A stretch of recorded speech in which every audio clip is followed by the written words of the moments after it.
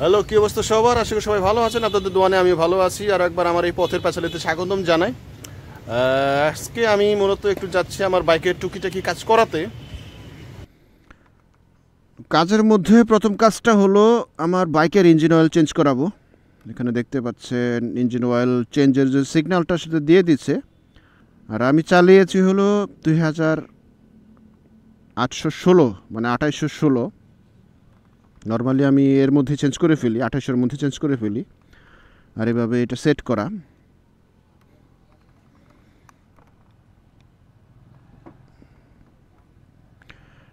আর তারপরে যদি সুযোগ থাকে আর একটা চেঞ্জ করাবো, সেটা হলো আমার এই পেছনের ব্রেক প্যাডটা। যদি দেখা যায়, জানি না দেখা যায় কিনা, অনেক ক্ষয় হয়ে গেছে। ও আরেকটা বিষয় আপনাদের সাথে শেয়ার করি না, এটা হলো যে আমি এই যে ব্যাক ক্যারিয়ার একটা লাগিয়েছি মোটোবিটি কর্পোরেশনের, যথেষ্ট ভালো। এটা বিজ্ঞাপনের জন্য বলছি না, কিন্তু যথেষ্ট সাপোর্টিভ। আমরা যারা ফ্যামিলি নিয়ে রাইড টাইড করি মাঝে সাঝে, আর যারা টুকটাক ট্যুর করেন, তাদের জন্য যথেষ্ট মানে কাজের, যথেষ্ট মজবুত। এবং এটা দেওয়াতে আমার ওয়াইফ যথেষ্ট খুশি, কারণ মাঝে মাঝে ছেলেদের নিয়ে যখন বসতে হয় তখন জায়গা হয় না, জায়গা থাকে না। এটা থাকাতে তার জন্য একটু সুবিধা হয়েছে। আচ্ছা যাক, চলেন বাকি কথাগুলো আমরা সার্ভিস সেন্টারে যেতে যেতেই বলি।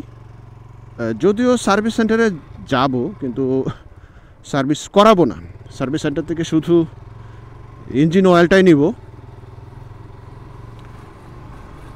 আমি নর্মালি মটুলের সিনথেটিক যে ইঞ্জিন অয়েলটা, সেটা ব্যবহার করি। আর এই মতুলের ইঞ্জিন অয়েলের মানে কি বলবো, ডুপ্লিকেট ইঞ্জিন অয়েল অহরহ হয়ে গেছে, যে কারণে আসলে অন্য কোথাও থেকে কেনার জন্যে বা রিফিল করার জন্যে সাহস পায় না।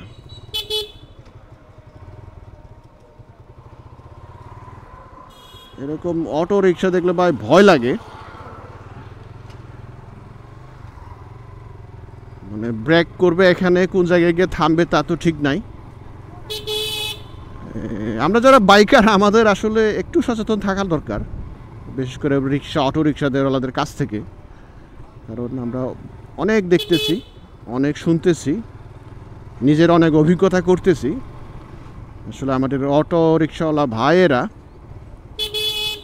অনেকে ইচ্ছাকৃত, অনেকে অনিচ্ছাকৃত, আবার অনেকে না জেনে, কারণ তারা কিছু টাকা দিয়ে কিস্তির মাধ্যমে এই অটো রিক্সাগুলো কেনে। ট্রাফিক রোল সম্পর্কে তাদের কোনো ধারণা মানে একবারে নেই, জিরো। কারণ অটো রিক্সা চালানোর জন্য কোনো প্রশিক্ষণ লাগে না, উঠে একটু মোচড় দেয়, অ্যাক্সেলেটার বাড়ায়, তাহলে চলতে আরম্ভ করে। যে কারণে তারা চালাতে চালাতে এখানে সেখানে ধাক্কা দিতে দিতে, ঘুথা দিতে দিতে মূলত তারা এগুলো শিখে।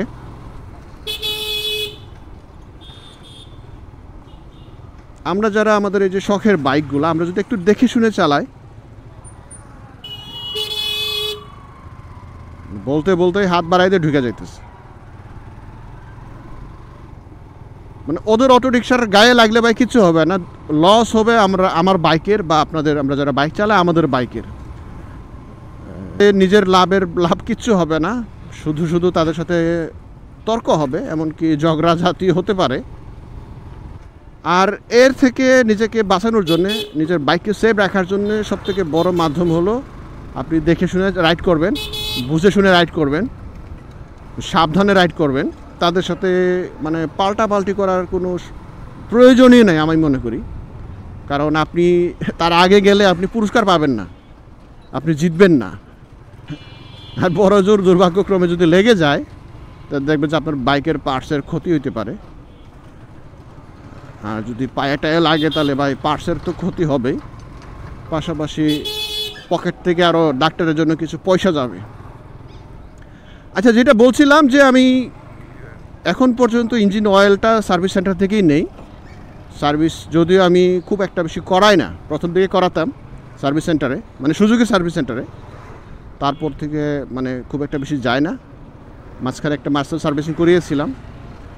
আমার অনেকখানি পয়সা তারা খসিয়েছিল। তো ওই সার্ভিস মানে সুজুকির সার্ভিস নিয়ে বা সার্ভিস সেন্টারের বিষয় নিয়ে কথা বলার ইচ্ছা আমার নাই, কারণ তাদের সিস্টেমটা এরকম। এখন আপনার পছন্দ হলে আপনি করাবেন, না হলে করাবেন না, এটা যার যার মন মর্জি, যার যার ইচ্ছা। কিন্তু পার্টসগুলো যদিও একটু দাম বেশি নেয়, তারপর আমি কিছু পার্টস তাদের কাছ থেকে নেই, কারণ ওই পার্টসগুলো মোটামুটি না, জেনুইন। আর ইঞ্জিন অয়েলটা আমার কাছে এখন পর্যন্ত মনে হয় যে সুজুকি সার্ভিস সেন্টারের ইঞ্জিন অয়েলটা এখন পর্যন্ত কোনো ভেজাল নাই, অর্থাৎ ডুপ্লিকেট না। ব্রেক প্যাডটা গতবার একজন সার্ভিস যখন করাতে গেছিলাম তখন বলছিল যে চেঞ্জ করানোর জন্য, বিশেষ করে পিছনেরটা। সামনেরটা করিয়েছিলাম, পিছনেরটা করাইনি। কে দেখি খুলে টুলে যদি মনে হয় যে চেঞ্জ করানো দরকার করাবো, না হলে আরও কিছু চালাবো। সার্ভিস সেন্টারে গেলে তারা দেখেই বলবে যে চেঞ্জ করেন। করে সার্ভিস সেন্টারে দুইটা লাভ হয়, যে আপনি ভালো পারফরমেন্স পাবেন এবং তাদের সার্ভিসের প্রশংসা করবেন। আর দুই নাম্বারটা হলো যে তারা পার্টস বিক্রি করতে পারতেছে, তাদের একটা মানে কোম্পানির বা সার্ভিস সেন্টারের একটা লাভ হচ্ছে। আর যেটার কারণে তারা একটু হলেই বলে যে ভাই চেঞ্জ করেন। কিন্তু আমরা যারা একটু বাইক রাইড করি ভাই, আমরা তো টুকটাক বুঝি। বাইক রাইড করতে হলে আপনাদের পার্টস পাতি সম্পর্কে যদি ভালো ধারণা না থাকে, তাহলে ভাই বাইক চালিয়ে আপনার লসই হবে। কারণ অনেক পার্টস ভালো থাকে, অনেক পার্টস চলে চালানোর মতো, তারপরেও সার্ভিস সেন্টারের লোকেরা এটা বলেন চেঞ্জ করেন, বাদ দেন, হবে না, এই সেই। 3-4 দিন ধরে প্রচুর বৃষ্টি ছিল ময়মনসিংহে। আজকে আবার সকাল থেকে রোদ, কিন্তু এই রোদের অবস্থা ভালো না, মানে বৃষ্টি হবে বোঝা যাচ্ছে। মাঝে মাঝে বাইকটা খুবই স্মুথ মনে হয়, বুঝি না আসলে, মাঝে মাঝে আবার একটু জ্যাম মনে হয়। আচ্ছা, সুজুকি সার্ভিস সেন্টারটা এসে গেছি। ওখানে ঢুকলে তো আবার ক্যামেরা চালাইতে দিবে না।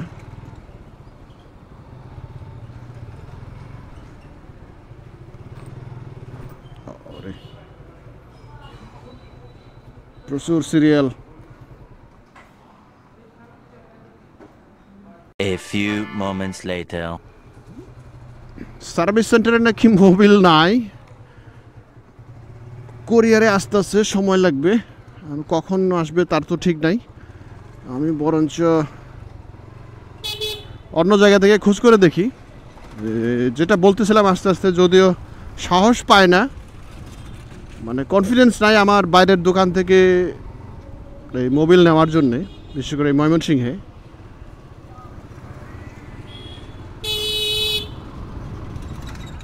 তারপরেও দেখি আসলে কোথায় পাইতে পারি।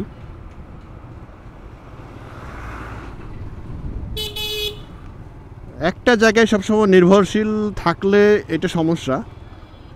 নির্ভরশীল একটা মানে একজনের প্রতি বা একটা দোকানের উপর, একজন সাপ্লায়ারের উপর আপনি যতই নির্ভরশীল থাকবেন বা আমরা যতই নির্ভরশীল থাকব, এটা আমাদের জন্য একটু সমস্যা। এবং আস্তে আস্তে দেখা যাবে যে সেটা মনোপলি বিজনেসে রূপ নেবে। ওই প্যাড, ওই ব্রেক প্যাড পিছনেগুলো আছে কত করে জানি? দেন দেখছি একটা, আবার আর এদিকে আর আসবো না তাহলে।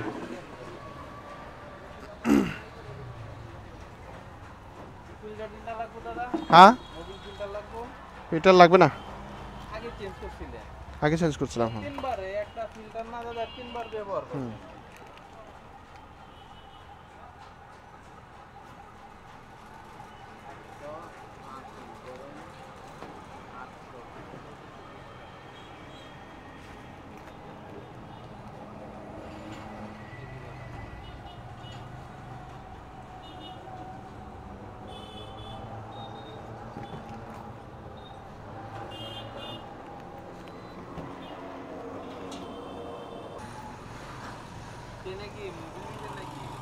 না ও আমি ওই যে গিয়ার অয়েল ব্যবহার করি,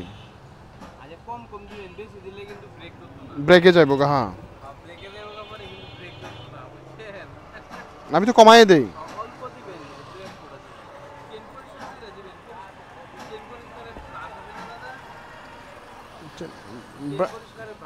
না, নর্মাল ব্রাশ দিয়েই করি। হ্যাঁ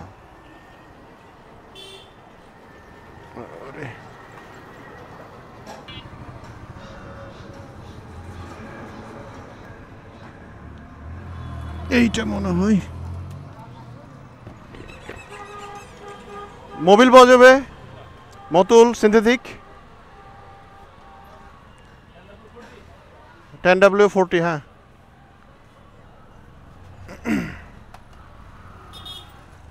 কত করে? 1300, বেশি হয়ে গেল না? না না, সার্ভিস সেন্টারে তো কম নেই, 1200 নেই। হ্যাঁ না, আমি সবসময় বাসার আজকে তাদের কাছে নাই, তারা বলছে একটু ওয়েট করেন, বিকাল থেকে আসতেছে। অবশেষে এখানে পাওয়া গেল। পাওয়া আসলে অনেক জায়গাতে যায়, কিন্তু মানে কতটুকু বিশ্বাস করা যায় এটা হলো বড় বিষয়। আপেল কি গাছের নাকি চায়না আপেল?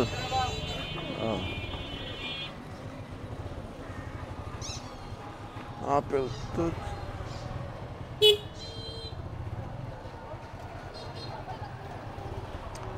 স্টেশন রোডে মানে এক রাস্তার এই মাথা থেকে ওই মাথায় পার হওয়া খুবই টাফ। রাস্তা হয়ে গেছে সরু, যানবাহন হইলে ভরা।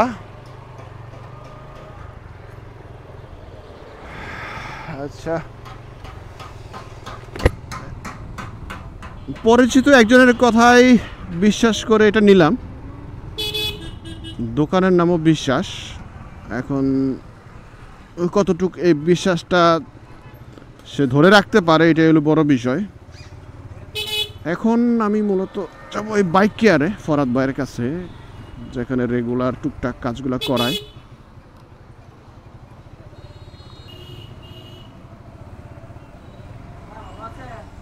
কি অবস্থা? আইসক্রিম খায়? হ্যাঁ,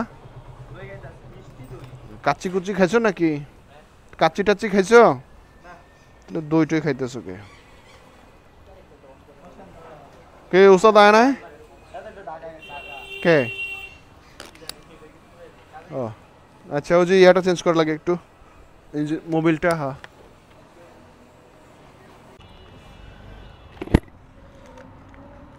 এইটা হলো নতুন ব্রেক প্যাড, মানে টার্গেটটা। এটা তো আরো চলতো মনে নাকি? তো তোমরা আমার লাগাইতে কইছো কি লাগে? লোহা তো বেরোয় নাই, আরো তো কয়েক হাজার চলতো না? তোমরা তো আমার খালি জরিমানাই করাইবা, বুঝতেছি।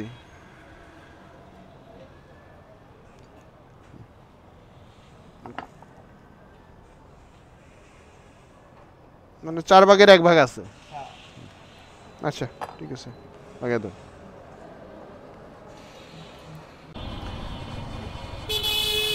হাইড্রোলিক ব্রেক প্যাড ইনস্টল করার পরে একটু সময় দিতে হয় এটা অ্যাডজাস্ট হওয়ার জন্যে, অর্থাৎ যেটার কারণে লাগানোর পরেই কিন্তু এই হাইড্রোলিক ব্রেকটা কাজ করে না। একটু সময় নেয়, কিছুক্ষণ কয়েকবার চাপাচাপি করলে এটা ঠিক হয়ে যায়। যারা নতুন বাইক ইউজার বা নতুন বাইকার, যারা এরকম হাইড্রোলিক ব্রেক প্যাড চেঞ্জ করেন বা নতুন করে ইনস্টল করেন, তারা এর বিষয়টা একটু খেয়াল রাখা দরকার। নতুনদের যেই ভুল করার সম্ভাবনাটা বেশি, সেটা হলো যে মানে যখন হাইড্রোলিক ওই ব্রেক প্যাড ইনস্টল করার পরেই অনেকেই বাইকটা নিয়ে ধুমসে একটা টান দেন, আর যখন ব্রেক করবেন দেখবেন যে ব্রেক হচ্ছে না অথবা ব্রেক প্যাডটা কাজ করছে না। সে সময় দুর্ঘটনা ঘটার সম্ভাবনা অনেকখানি থাকে। এই কারণে নতুন ব্রেক প্যাড ইনস্টল করার পরে একটু দেখে নেবেন যে আপনার ব্রেক প্যাডটা ঠিকমতো কাজ করছে না, মানে আপনার ব্রেক প্যাডটা ঠিকঠাক মতো কাজ করছে কি না। যদি কাজ না করে তাহলে আস্তে আস্তে করে কয়েকবার প্রেস করে আপনি এটা অ্যাডজাস্ট করে নেবেন।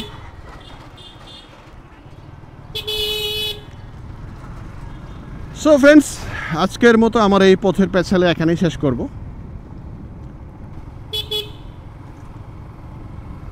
এই ভিডিওটা মূলত ফেসবুক এবং ইউটিউব দুইটার জন্যই করছি, বা নর্মালি আমি করে থাকি।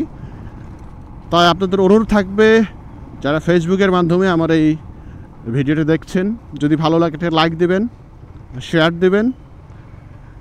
আর যদি ইউটিউব চ্যানেলের মাধ্যমে দেখে থাকেন তাহলে লাইক কমেন্ট দিয়ে পাশে থাকবেন। আর যদি প্রথমবারের মতো দেখে থাকেন তাহলে অবশ্যই সাবস্ক্রাইব অথবা ফলো দিয়ে পাশে থাকবেন। দেখা হবে, কথা হবে পরবর্তী কোনো ভিডিওতে, পরবর্তী কোনো পথের পেছালিতে নতুন কোনো বিষয় নিয়ে। সে পর্যন্ত ভালো থাকবেন, সুস্থ থাকবেন, নিরাপদে থাকবেন, আর অবশ্যই সেফটি মেনটেন করে বাইক রাইড করবেন। সার্টিফাইড হেলমেট পরিধান করে বাইক রাইড করবেন। টাটা।